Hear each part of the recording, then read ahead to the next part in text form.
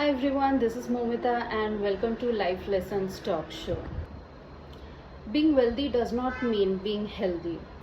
It was year 2016, I was 28 years old. I was diagnosed with type 2 diabetes.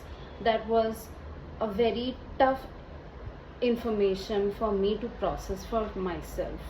I knew that my mom had type 2 diabetes, and within a blink of an eye, my life changed, my diet changed. I started taking medicines. Before that, I was not taking any medicines until and unless I was sick, like I had flu or I had cold and cough or something.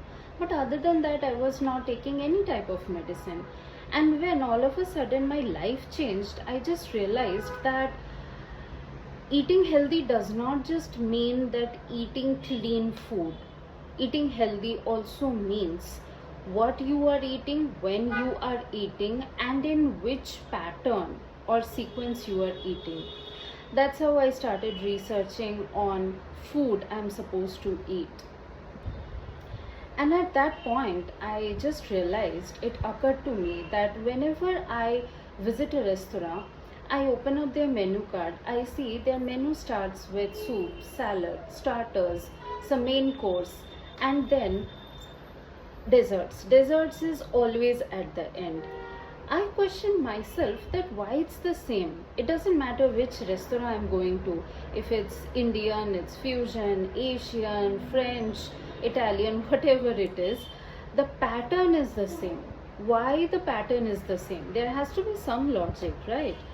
And after I started listening to podcasts and some real experts on internet, I found that this is the right sequence to eat. You start with soups and salads, and then you move to main course and you eat the desserts at the end. Having diabetes or fighting with type 2 diabetes does not mean that you will totally stop eating desserts. People generally think that, oh, you got diabetes, so you cannot eat any desserts, any sweet food item. Yeah, avoiding sugar as much as you can is very important. It is very good, great habit. But at the same time, you can consume desserts in moderation. When you take things in moderation, it's absolutely fine. It's safe. I became more health conscious because in 2022 I lost my mother. She too had type 2 diabetes, and she completely lost the functions of her liver and kidneys. It was chronic kidney disease and chronic liver disease. That was another big blow my father and myself we had to process. We had no choice. But I also realized after I lost my mom that taking good care of my own health is not a bad thing. It is not a selfish act. It is in fact very meaningful. When you take care of your health, you actually pay attention to yourself. You are healthy, your family is healthy. If you are healthy, your friends are healthy. When you are healthy, you always attract people who focus on the same thing. And eventually, I too focused on my health, and I found friends in my life who are equally health conscious. Yeah, they are not as conscious as I am, but at least they appreciate what I'm doing for myself, and they take some good lifestyle habits or tips from me. And I am so proud that I can literally help them. Few months back, a dear friend, a very old friend, called me up, and we were just chatting about life, like how life is and everything. And suddenly he said that for the past few weeks he was having some chest pains, and after some rigorous testing, he came to know that he has got some very early on stage heart issues. So doctors gave him some medicines. Thankfully he's fine now. But he has been ignoring his health. He sleeps late.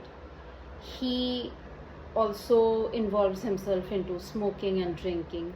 I know it's a personal choice, but you must pick habits which is healthy for yourself. Smoking and drinking Maybe it's giving you some kind of dopamine rush at that point, but in the long run, it really destroys your health. And not just your own health, but your family members' health too, who are living with you. Because if you are making frequent hospital trips, of course, your family will not be able to sit at home and chill. They will also run around with you. They will also panic along with you. When you will receive bad news from the doctors, they will also panic in the same way, because they are also losing the health of their dear one.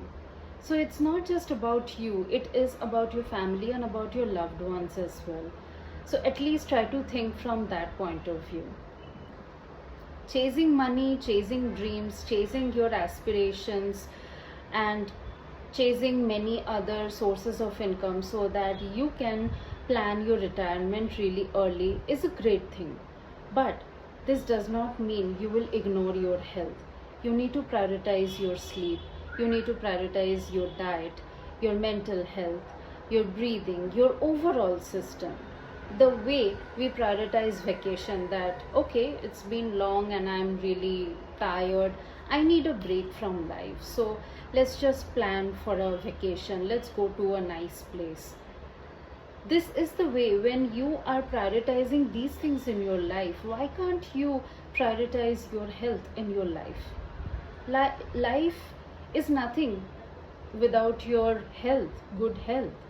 You are living in this body and you are solely responsible of taking care of this body. So the more you take care of yourself, the more you offer love and care and kindness to yourself. So that's why this is very important. I know many people already know about it. They have shared their own business, they have shared their own piece of information with you.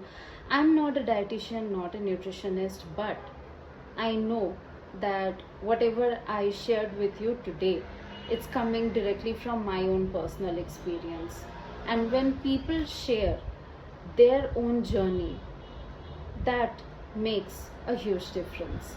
So never ignore your health. Your physical health and your mental health are equally important. Never compromise with your health. And that's how you chase your dreams. That's how you make money. When your health is in great shape, you are wealthy. That is your real wealth. So do not ignore your real health. Thank you and stay tuned. Next week I'll bring some more interesting topic. Thank you so much.